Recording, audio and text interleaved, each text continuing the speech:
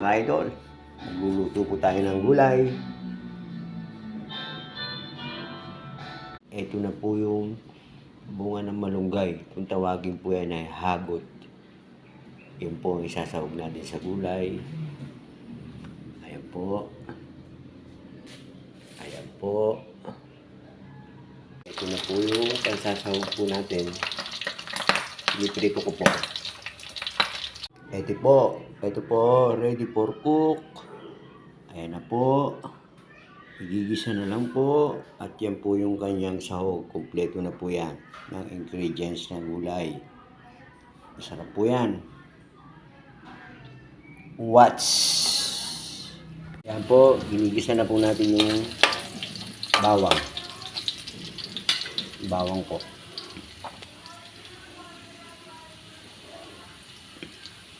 Sibuyas ko at kamatis. Hinalo ko na po. Mga idol. Ayan po. Hinalo ko na po.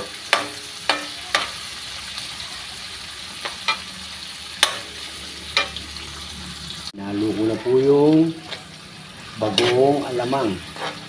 Ayan na po. Gigisa po natin mabuti yung ating bagoong alamang. Ang bango po. Naamoy niyo po ba?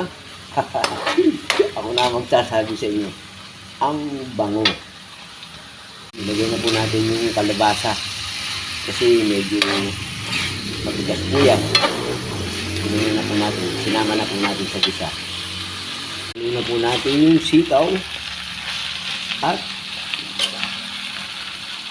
yung bunga ng malunggay.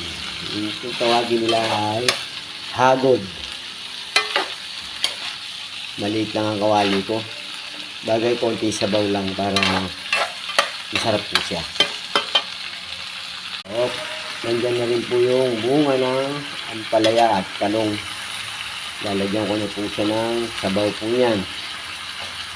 Guys, may matututunan kayo sa pagluto ng semi-pakbet o pakbet original.